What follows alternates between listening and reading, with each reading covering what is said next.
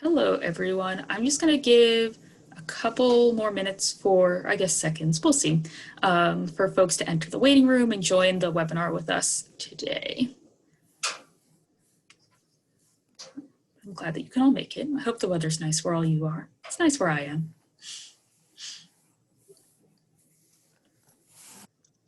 All right.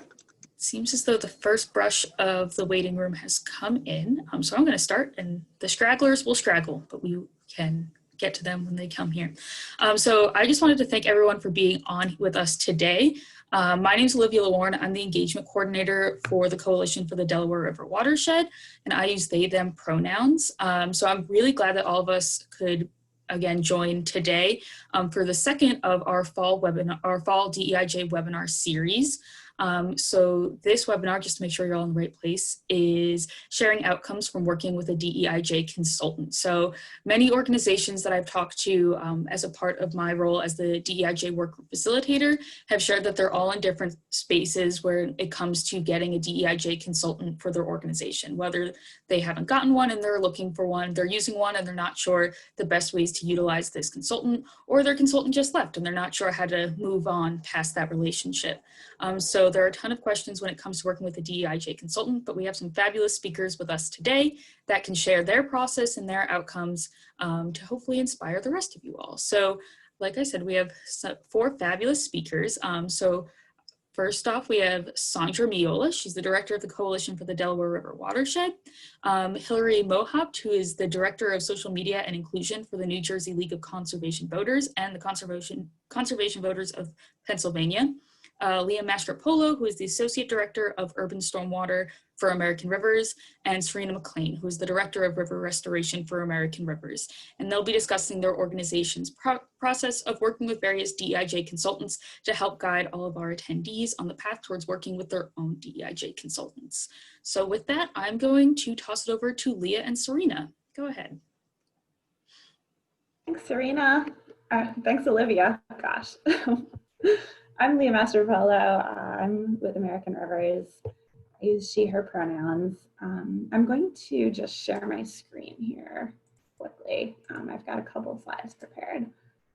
1 second.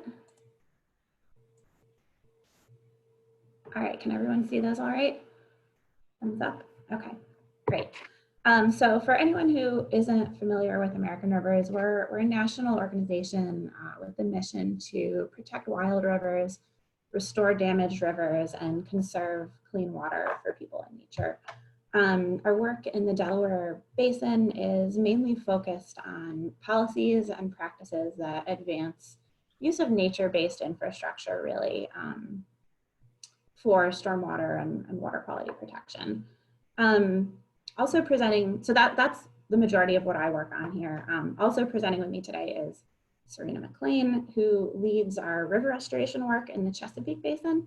And Serena has also really led a lot of our diversity, equity, and inclusion work at the organization for many years, and she is also the chair of our DEI committee.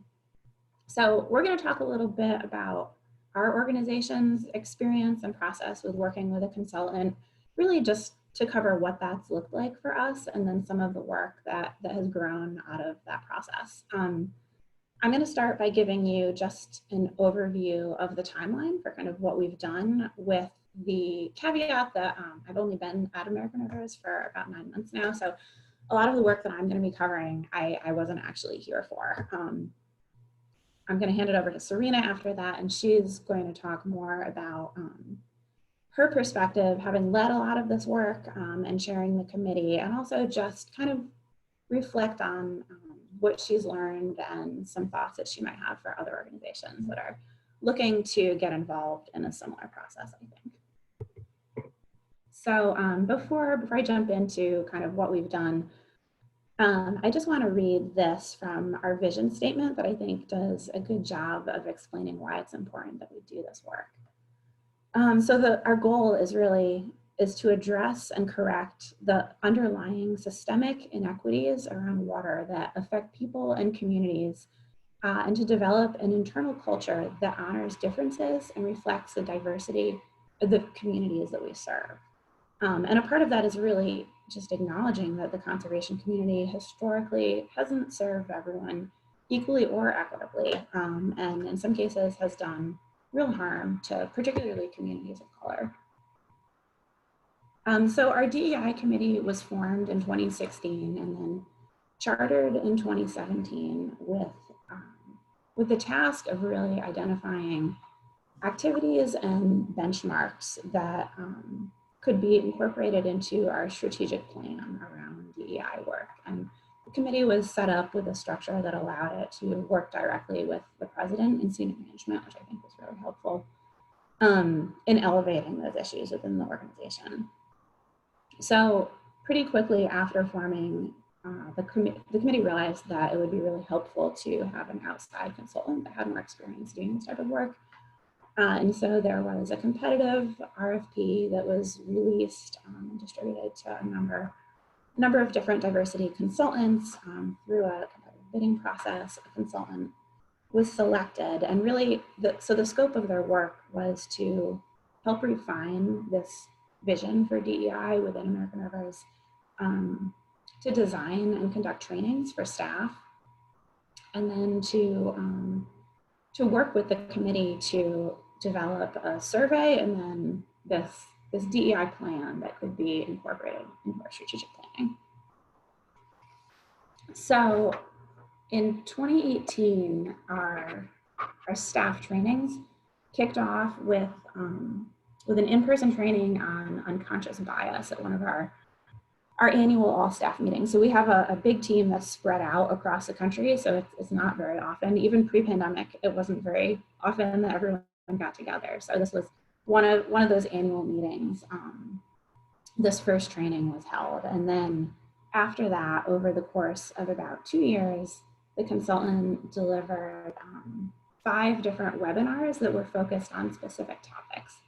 So some of the topics were communications, engagement and outreach at the community level, hiring, recruiting, HR, things like that.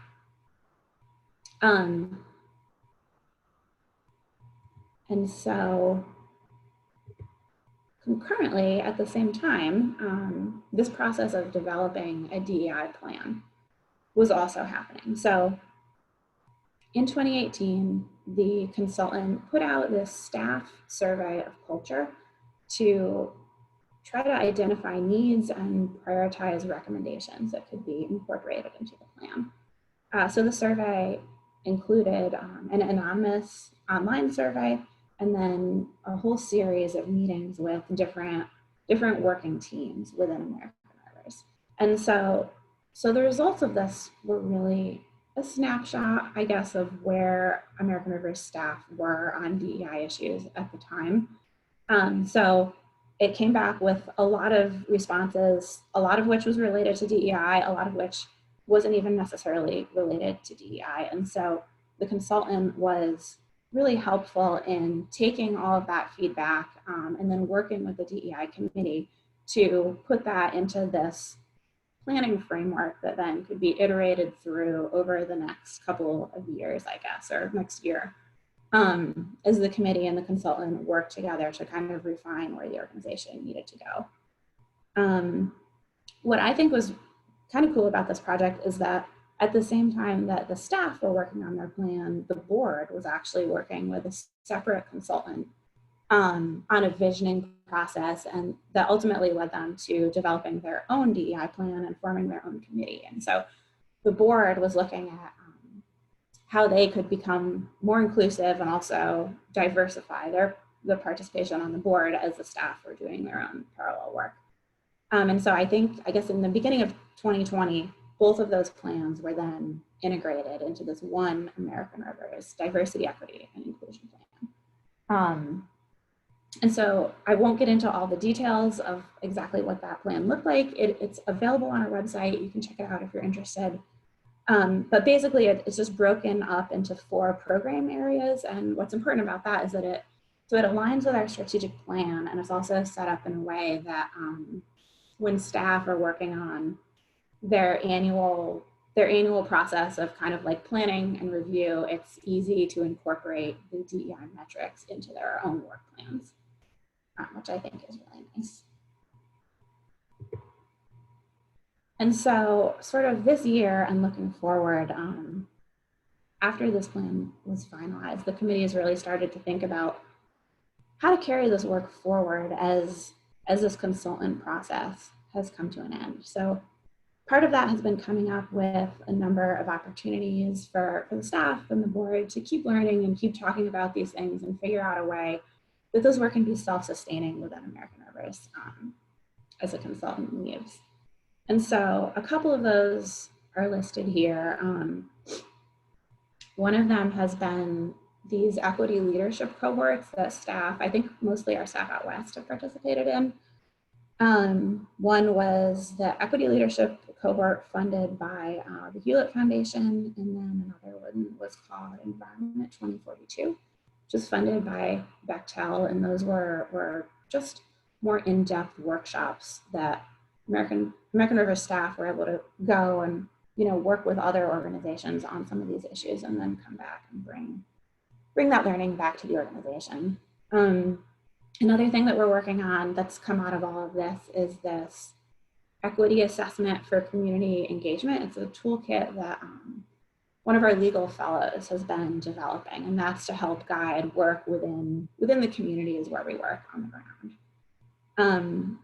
There's this staff board equity discussion group that Serena has been leading, which is really, it's an opportunity for staff and board members to kind of just like read together, connect, and a couple good like webinars and videos that have been sent around, but just a way to keep talking and learning about this stuff. And then, so going forward over the next 4 years, now that we have our plan in place, the DEI committee has split up into 4 separate work groups focused on the 4 different main action areas in the plan. So they're going to be working to implement all of this. So, so I'm going to turn it over to Serena to talk more about just kind of what's going on now with our DEI committee, and to share her impressions of what it's been like doing this work over the past several years. And she's got any advice for all of you. Thanks, Leah. Not sure about that. I just wanted to I put a little bit of just a small correction in the chat box, but the equity assessment for community engagement toolkit is actually part of our ongoing work with the consultant we're using. And again, as you're thinking about a consultant and how you might use them to kind of further your work, I figured it was important to know that, we are continuing to work with them, and this is something they're doing. This particular toolkit is an internally facing toolkit for staff that really provides them with a series of best practices and things to think about when engaging in work with communities from an equitable perspective. Thank you, Serena. Sorry about that. That's okay. That's okay. Because we have a Lapham fellow at the organization who is also working on a toolkit as part of her project, but hers is an outward-facing toolkit for historically marginalized or currently marginalized, actually, communities, for helping them be able to engage in traditional environmental processes like FEMA processes for flooding and things like that. As you can see from the timeline, maybe it's not very clear, but even getting from the point of deciding we need a plan and hiring a consultant in 2018 to finalizing a plan and releasing it to the public. I mean, it took 2 years. We didn't release our plan for the world to see until, I think, end of August, beginning of September of this year, because there was a lot of internal work that needed to be done and work that we're still doing to just get it to a point where it reflected work that needed to be done and could be done. So the plan is actually a 4-year plan, and some of the different components that Leah referenced it looks both at our internal practices and culture, as it relates to diversity, equity, and inclusion, and also our outward-facing conservation work. So the idea is with this plan that it touches on all aspects of the organization and organizational practices. Just thinking about some of the questions that you all shared, and advice that we would have for organizations looking to hire a consultant, I would definitely encourage it. I think, we spent our first year and a half doing a lot of research internally, and realizing that it was really hard to, you don't know what you don't know, right? It's definitely been a journey. So having an outside consultant come in and help lead us through that process and provide some of those early trainings was really beneficial. I think the thing that it's become clear to us over time, and that I would want folks to think about, is that the consultant's not going to do everything for you, right? They're not going to solve all of your problems. And so I think when you enter into a relationship with a consultant, it's with this idea that knowing that contract will eventually end, or even if it doesn't, even if you have the resources to have a long-term ongoing contract, there comes a point where you have to figure out how to do the work on your own. And so that's one of the places where we are right now, in terms of we have this plan. We are doing some very discrete final pieces with our consultants this year, but there's so much that we need, to figure out how to implement and prioritize internally. One of the things that Leah mentioned was these equity leadership cohorts, and they've been incredibly helpful in giving us giving certain staff, that is the challenge, right? Because only a limited number of staff could participate, but giving, a much deeper dive and a longer term learning opportunity to really look at just personal transformation that then can be brought back to the organization. One of the things that we're focusing on right now is, it came out a little bit of this, one of the leadership cohorts. So one of the leadership cohorts was led by Center for Diversity in the Environment. I don't know if you all have heard of them. They're great. They're out of Portland. And their theory of change for this work is that it all begins with the personal. You have to have a personal evolution before you can focus in on organizational or group change, before you can then change larger systems. And that's one thing we've definitely seen play out at American Rivers. And so the reason for the staff board equity discussion group and thinking about providing staff different ways to interact with different information and work through this is that everybody's at a different place. And I use the word journey a lot with staff, and I feel kind of cheesy for doing it, but it is, right? It's a trajectory, and everybody's at a different point. Not everybody's at the same place. And so, our focus really has been, I feel now for the past several months, and I think it will be going forward on this, how can we encourage and provide an opportunity and a safe space for people to take their own personal journey, and what kind of resources can we provide for them?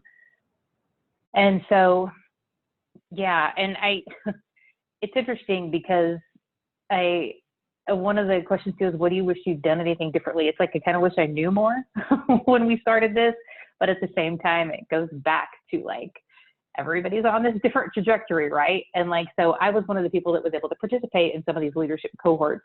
And while not a lot of it was new information, at the same time, there was a really huge benefit of being able to, one of them was, there was a lot of these weren't just one-off workshops or meetings. And pre-pandemic, they were all in person.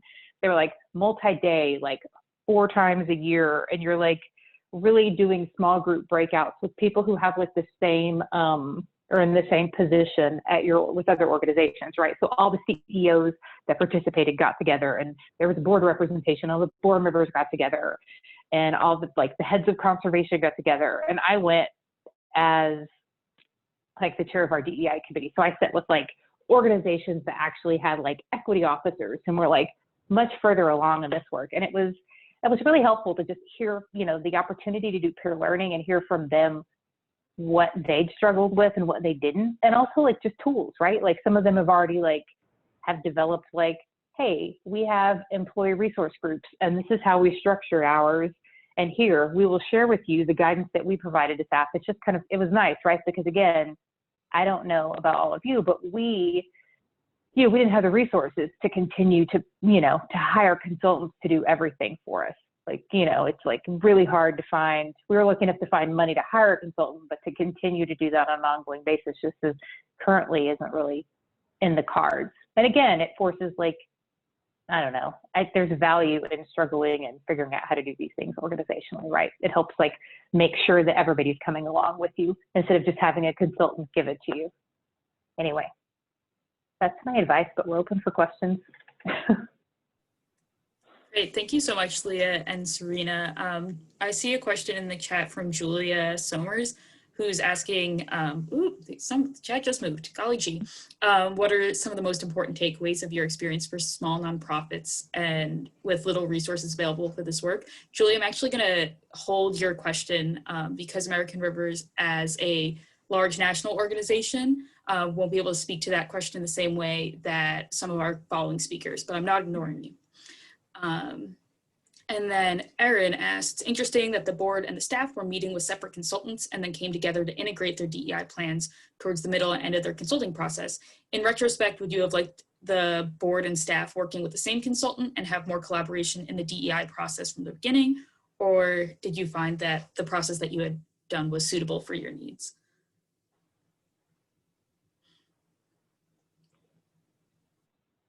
I think it worked out okay in the end. I am cognizant, by the way, of the fact that this is being recorded, so I might not speak as plainly as I would have had it not been. But I think I personally, and I know several people who thought that it would have been better for us to use the same consultant that worked through the process simultaneously. On the positive side, we weren't, the board didn't slow us down, so to speak, in moving through the staff process, right? We could just keep moving. But on the flip side, once we got to the point of combining them, and now we're at a point where, like, particularly in terms of learnings, we're at just different places. Like the staff has had opportunity to attend more trainings that the board has not. And so right now, one of the things we're doing is we're doing a little bit of catch up, but trying to kind of reconcile it and try to get everybody closer to the same level. But I mean, at the end of the day, I think it worked out fine. And we have a lot of really committed board members, which has been heartening to see and learn. Awesome. Well, we'll also have questions for everyone at the end. So with that, I'm going to toss it over to Hillary. So Hillary, go ahead. Thanks. I'm going to just share my screen quickly. And before I do that, I just want to say that I have been having a little bit of internet connectivity issues. So hopefully that doesn't happen while I'm speaking today, but just fair warning ahead of time.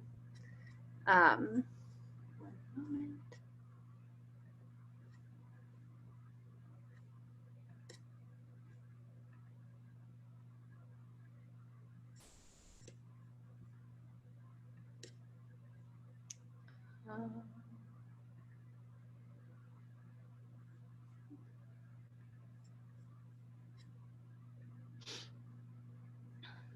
So, there you go.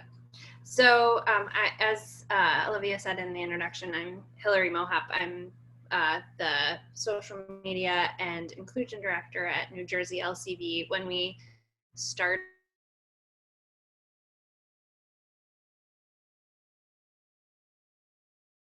equity, my position towards the end of this, but New Jersey LCV went into our consultant work knowing that, like, first up, that we needed an outside perspective and a dedicated person to develop our racial justice and equity work strategically and organization-wide. Those were two things that we knew were key.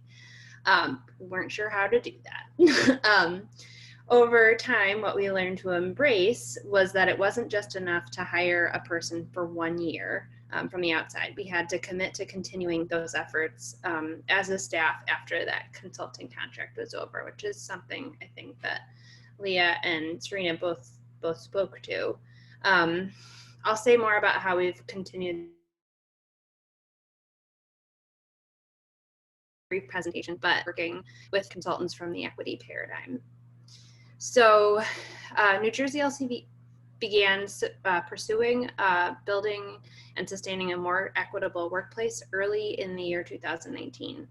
We were sort of lucky enough at that point in our staff to have a staff that was really by accident diverse in a lot of different ways in terms of race and gender and orientation. But we knew that that was kind of an accident and was not going to last forever. And we wanted to figure out ways to sustain and grow a commitment to having both a diverse staff and a commitment to racial justice and equity. And we knew that in order to do so, we needed to do so intentionally and with some outside expertise. So we are also lucky enough to be part of the Conservation Voters Movement, which is all of the state affiliates of the League of Conservation Voters, which is a national organization that has prioritized for probably 5 or 6 years racial justice and equity. And through them, we were able to apply for a $20,000 grant to fund 1 year of work with a consultant. And I mention that amount partly because I just want to give people, let you know how much it cost us, but also to say that like in terms of consultant work is not really actually a lot of money, which we sort of realized over the course of our year. And the work is worth a lot more than that. So while the funding source was relatively easy to procure because we just wrote a grant through the League of Conservation Voters, we wanted to be very intentional in what we were requesting that funding for. So our development assistant at the time and I talked to a number of external contacts, people at organizations who had already done this work before, a couple of people at other foundations who were funding this work, people generally who had more experience than we did, who could make some informed suggestions about what this first year of work should include. We did really extensive research to create a list of consultants we could then send our request for proposals out to, proceeded with an interview process, and then ultimately hired the Equity Paradigm, a consulting firm based in Raleigh, North Carolina. So the term of our contract with them was just 1 year, which was just about enough time to lay some groundwork. The Equity Paradigm did a number of things with us, some of which will sound familiar based on what Leah and Serena described. So they conducted interviews and a written assessment of our organization, both individually, like the interviews were conducted individually with staff, and board members, and did a written assessment of our organization to set a baseline for our racial justice work, and to hear from staff and board about our current state. And then they facilitated trainings and group exercises to teach us more about the system of white supremacy that our work takes place in. They gave us a common vocabulary about racial justice and equity, so everybody on staff kind of speaking a similar language.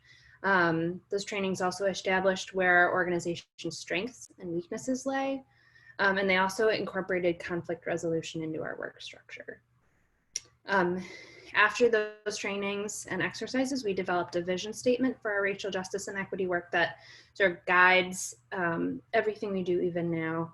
And then a strategic plan for racial justice and equity work that extends from January 2020 through 2021. So as part of the work with the Equity Paradigm, we formed a staff committee whose responsibility would be to oversee all the equity and justice initiatives internally for our organization. This team consists of staff members who volunteer to assist in achieving these goals. The team tracks transformative metrics to make sure New Jersey LCV is continuously moving forward with our diversity and inclusion goals. And we track those metrics in this Google Sheet that I took a screenshot of here. Just it's not a very advanced document, but it works for us to keep track of the goals, objectives, this particular activity, the deadline to complete, the owner, the consultant, and the approver. And then this team also leads ongoing opportunities for learning and discussion that all staff are expected to attend. In addition to this internal education work and internal strategic work, we also began meeting for bi-monthly book discussions with our partners at Conservation Voters of Pennsylvania, which is the state league affiliate just over the Delaware River, who we work closely with anyway. But we started meeting with them for these discussions because we believe that is our responsibility outside of our work with the consultant to continue to educate ourselves and to learn from each other. Those joint conversations have been a really great opportunity to engage with another organization in bigger picture discussions and to hold ourselves accountable to the principles we learned with the equity paradigm. I will say that our group on the Racial Justice and Equity Committee, or there's 5 of us right now.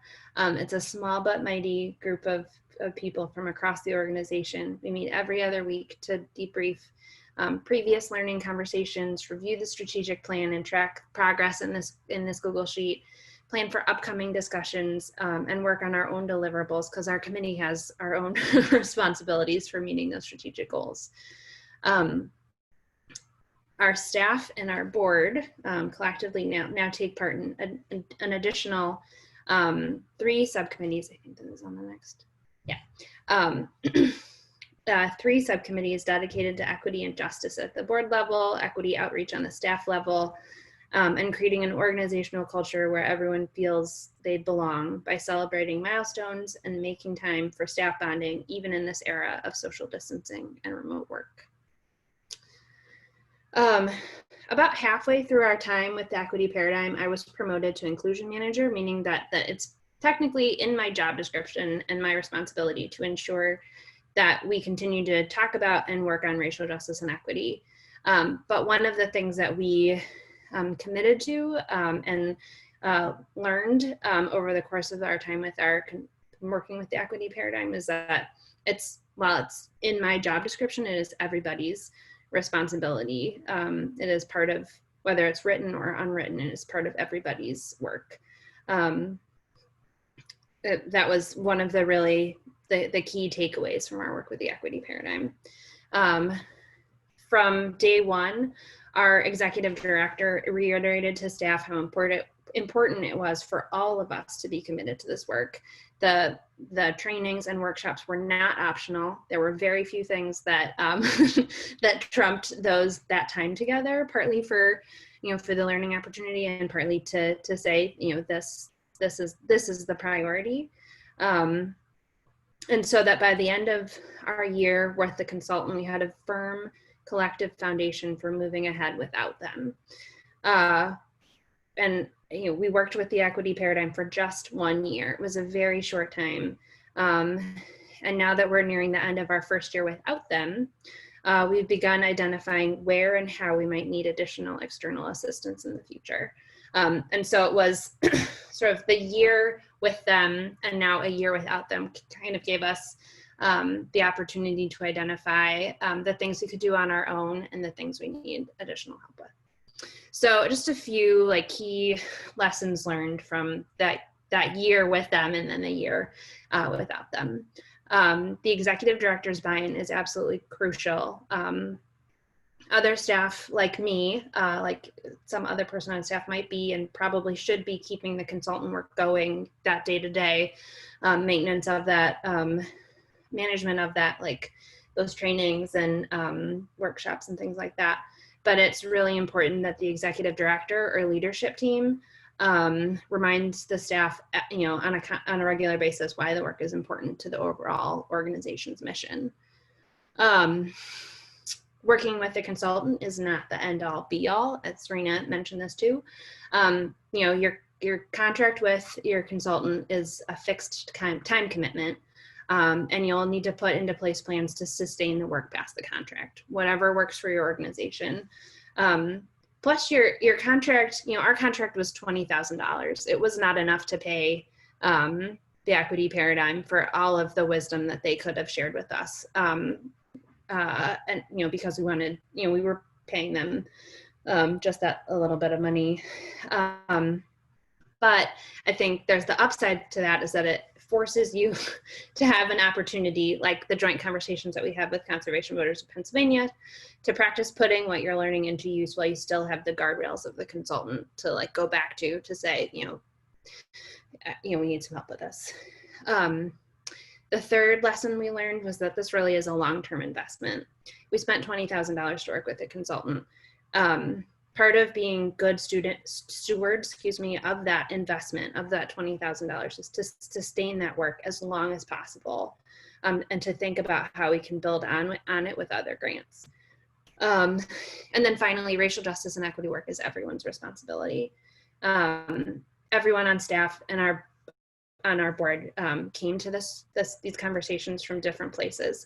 That was okay. It was difficult and uncomfortable, but we've ultimately learned from each other, and our work with the consultant helped create a level playing field with a shared vocabulary and a shared expectation that incorporating diversity, equity, inclusion, and justice was integral to everything we do at New Jersey LCV. So I'm going to stop sharing my screen.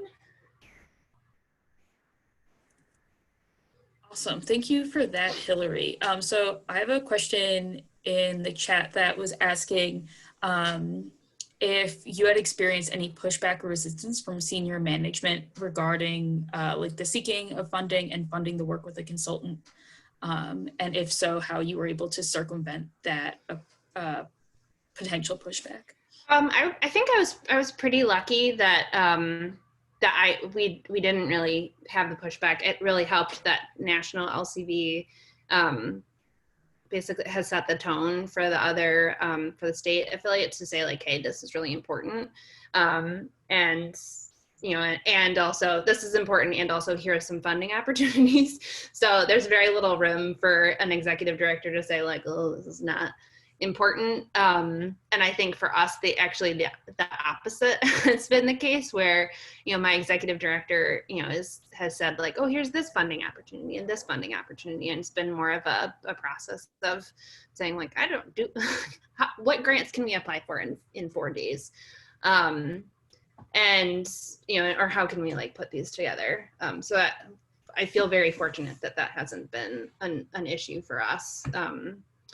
The sort of the big hurdle I had to really overcome was, as I just this like lowly, middle management person was sending out emails reminding people to fill out the doodle poll or whatever. I had to go to our executive director and say, please, can you tell them to fill out the doodle poll, because they will listen to you. And he did, without question, and they did listen to him. So that was really helpful. Awesome, thanks, Hillary. I want to make sure that we have enough time. So for the folks whose questions are still in the chat, I will get to them at our ending Q&A session. But for now, I'm going to turn it over to Sandra. So go ahead, Sandra. Thank you, Olivia, and thank you to our other speakers on today's webinar. So, hey, I'm Sandra Mola. I'm the director of the Coalition for the Delaware River Watershed. My pronouns are she, her. So I'll be pretty brief, and I'll just talk to folks. I don't have a PowerPoint, but the coalition decided to utilize the expertise of a DEIJ consultant about 2 years ago. And at that time, we had a DEIJ priority of the coalitions for several years, with a goal of bringing more underserved voices into the coalition, taking a look at our policies and practices and so on. And as a majority white staff and steering committee at the time, we wanted to focus on growing this commitment and learning together. And at the time, additionally, we had also come off a big lesson learned. And that lesson learned was at our annual member meeting in January 2019, when we put forth a demographic survey. And we wanted the steering committee to look at it ahead of time before it went out to our member organizations. And there was just a different knowledge base across the board on our steering committee. And we weren't using the most appropriate language. So there was just a lot of work to be done, which was really eye-opening. So that really was the moment for us, I think, that we really wanted to move forward. with a consultant and outside help. And, you know, we agreed, everyone agreed that having someone come in and provide trainings and exercises would be beneficial to getting everyone on the same page, and would be valuable to hear from both staff and steering committee about their views and any potential biases they have, and talk through that when exploring the topics in this work. And in terms of the process for finding our consultant that was the best fit for us, the coalition launched a request for qualifications process and had built a relationship with Resource Media's Senior Program Director, Belinda Griswold. And we ended up choosing them as our consultant based on their qualifications and scope of work. They were able to provide us with our keeping in mind our budget, of course. And our contract with Resource Media was for 1 year, and it cost us $20,000. And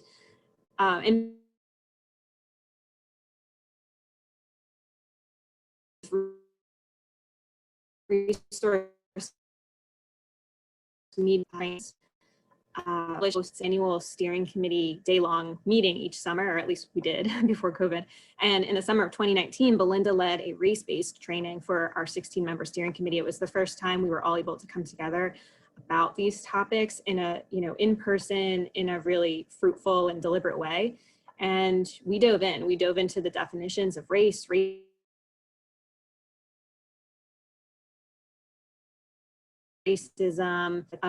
personal experiences with bias, focusing on actively listening in pairs, which I thought was very valuable. Although they were uncomfortable at the time, I think a lot of this work that Resource Media was really able to help us through was getting comfortable with being uncomfortable, and putting that kind of recognizing those emotions. So we did a lot of emotional intelligence, but it was worth it to hear folks be vulnerable and honest and learn from each other. And that same summer, Adam Hymans, who I know most of you probably know, led a training with our staff and also our 4 state lead organizations.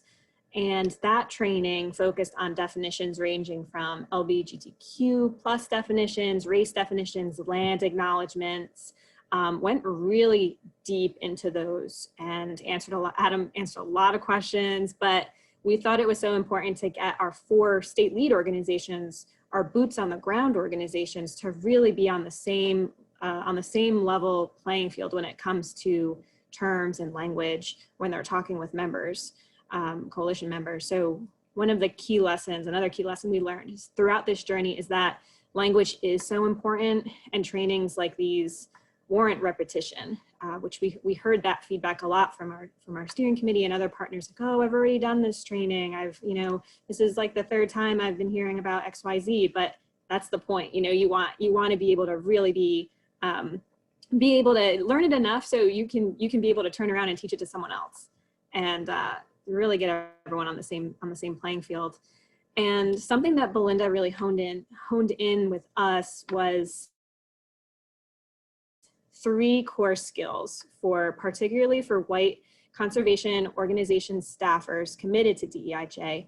And those 3, and I can put these in the chat, the 3 lessons learned was really getting real with your emotional intelligence, really focusing on that. The second was being adaptable and resilient. And the third was humility and accountability. So we did various exercises around those three ideas and skill sets, which was really valuable. And then about a year ago, Resource Media led several webinars for us consisting of intersectionality, gender and sexuality in the workplace, tokenism, hiring and retention best practices. And, the webinars were fantastic, really great turnout, but we need to reach the organizations that are not attending the trainings and webinars. And I think we're still struggling with how to do that. We often see the same faces on these webinars. And what does moving forward with this work consist of in trying to reach new audiences? Is it specific direct outreach? Is it, kind of just thinking through what that looks like? since I don't see a day where we can have in-person trainings very often anytime soon. So, and then in terms of what we've done, after, I should say, around the same time we started working with Belinda and Adam at Resource Media, we hired Olivia as our engagement coordinator at the coalition. And Olivia's role became kind of twofold. Olivia works on our forum planning and event coordination, but also manages and facilitates the coalition's DEIJ work. And after our contract ended with Resource Media, Olivia was able to work and co-create with the DEIJ work group to continue this peer-to-peer learning and work together with our work group to develop annual plans to continue this work. And that work plan includes identifying who's missing at the virtual table now, conduct outreach to those folks, continue ongoing learning through toolkits and webinars and so on, which have proved pretty effective. And everyone is in a different learning space in this journey, and the work group calls provide that liberated and brave space for folks to ask questions, make mistakes, and learn together. And in terms of my advice, I guess I would suggest, if you are thinking about bringing on a consultant, see who you have a rapport with, have conversations with several, see what they're able to offer your organization, because everyone is in such a different place. One of the conversations that I found really interesting and unexpected was a conversation I had with Belinda, where she was, she kind of argued the benefit of having a, she said, as a white woman, what do you feel that I can really provide beneficial to these trainings with your steering committee? And I said, wow, I didn't really think about that. And, I think it's in retrospect, I think our steering committee was a little bit more open and honest with Belinda in a way than maybe they would have been too shy, or since it was the first, in-person training on this topic, maybe they wouldn't have been so open and willing to share if it wasn't a white person. So I thought that was really interesting and provocative that she had me kind of think about that. But, I think, right off the bat, Resource Media really understood the challenges that we're facing and how to handle tough conversations when folks are at very different levels of understanding in this work. And, moving forward, the coalition is in the midst of hosting another fall webinar series, and this is one of them. We'll be working on an external practices toolkit to advance equity work. And in 2021, we really hope to bring on another consultant to help us with a demographic survey to better understand the makeup of our coalition members, their staff and boards, and also get a better understanding of salary ranges across the watershed, across the 4 states, and also understand each organization's commitment and understanding of diversity, equity, inclusion, and justice work. So we're really looking forward to that. I really would love to do, Hillary, you were so, your work is so, inspiring, and I was jotting down some ideas. A strategic plan for equity work would be definitely a goal of the coalitions in my perspective, and, having a work plan and assigning each staff member roles and responsibilities, and what, I think that's part of, at least in New Jersey Audubon, taking ourselves out of the coalition for a second, but in New Jersey Audubon, I think one of the challenges is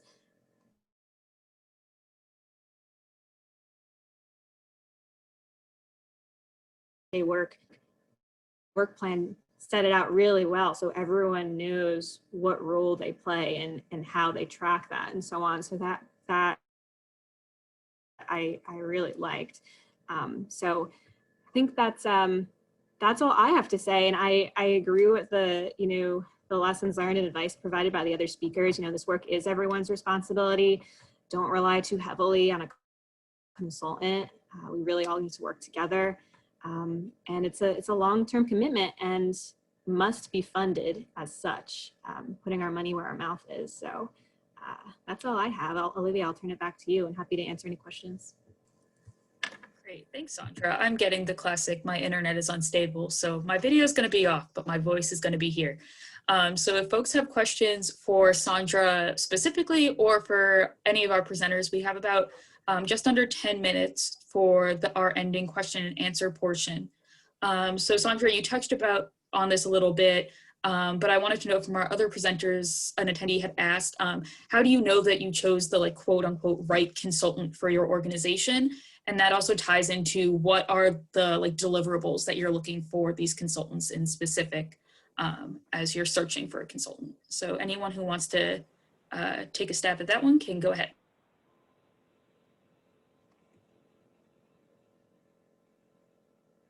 I think I would echo what Sandra said in terms of, you know, we, in addition to putting out a request for proposals, we did a series of interviews with our top 3 consultants just to see if they gelled with the organization. But at the same time, it's, you know, I think, you know, talking to other groups that they've worked with, I know a lot of them will put out a series of references and things like that.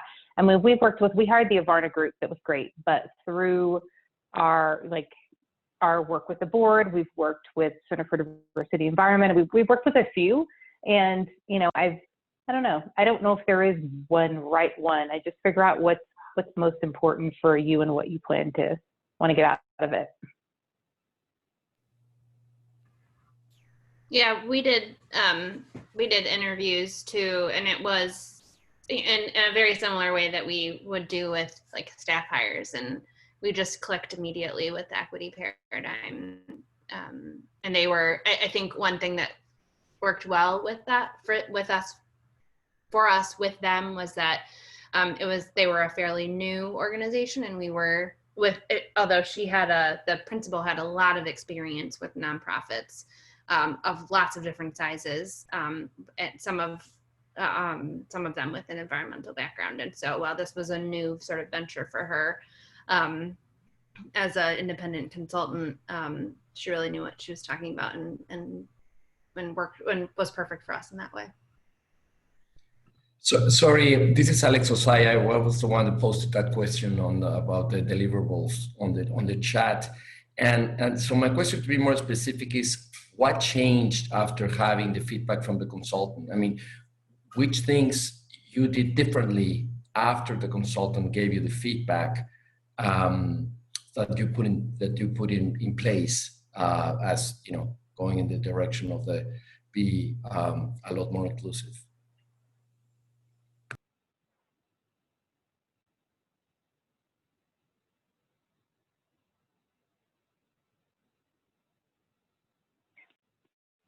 I'm personally struggling with how to answer that because it's such a big question, right? Because there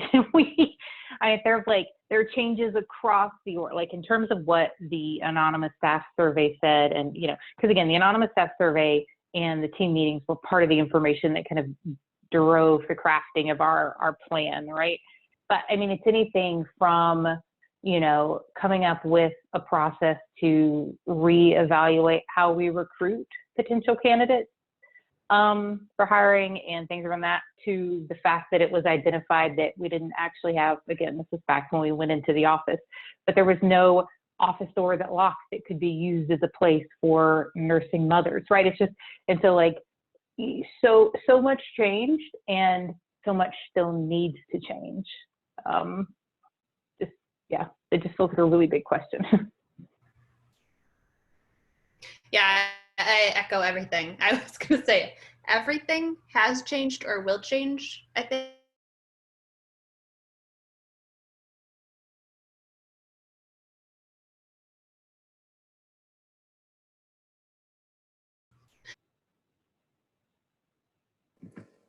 Yeah, and for us, I think it was just really being reflective on the language we use. You know, I'm still working on mine. You know, I say you guys a lot. You know, I use some ableist language sometimes that I'm working on too, like, oh, this is crazy, or oh my gosh, this is like such a bipolar situation. So I think, you know, having the trainings and feedback from the consultant really helped pivot a lot of changes in how we speak to each other internally and externally. That was really valuable.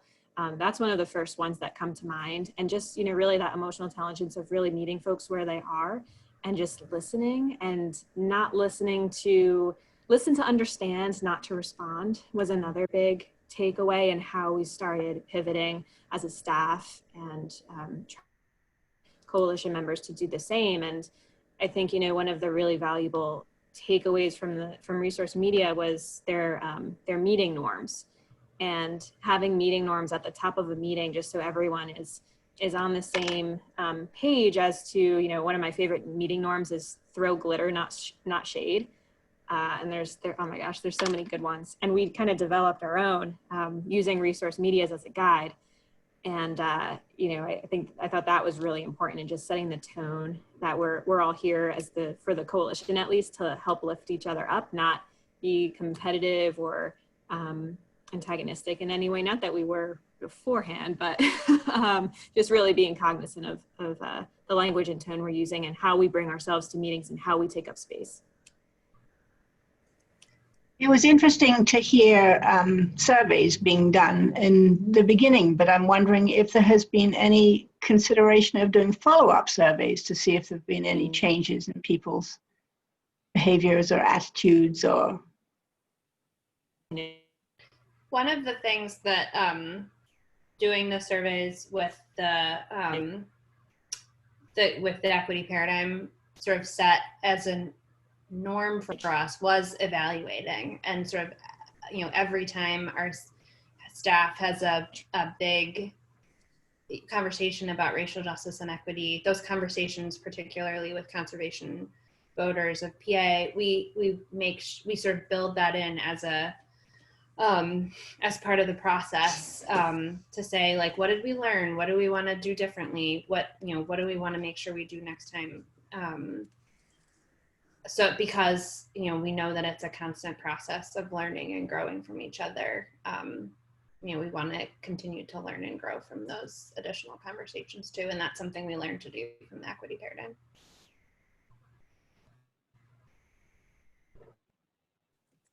And Julia, I saw your question from earlier, and I still wanted to bring it back to thinking about like some smaller organizations, and my copy and paste failed me. So I'll give you a link instead of a copy and pasted question in the chat.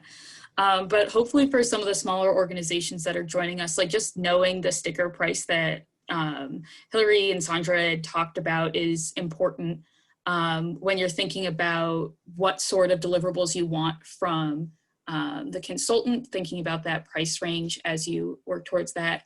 In the toolkit, there are also some alternatives to if you don't have the funding currently, and like all of the speakers had echoed, this work is something that the consultant does alongside your organization, but your organization is also driving a lot of this work and will continue to drive this work as the consultant leaves. So working on that while you get together the funding or figuring out the right consultant and the deliverables you want is something that can happen before, during, and after.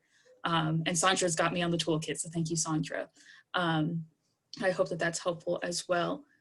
So we are at an hour right now, perfect timing. So I will, I've recorded this, I will send it out to everyone tomorrow, and I hope that everyone has a fantastic holiday. So thank you, everyone. Thanks, everyone.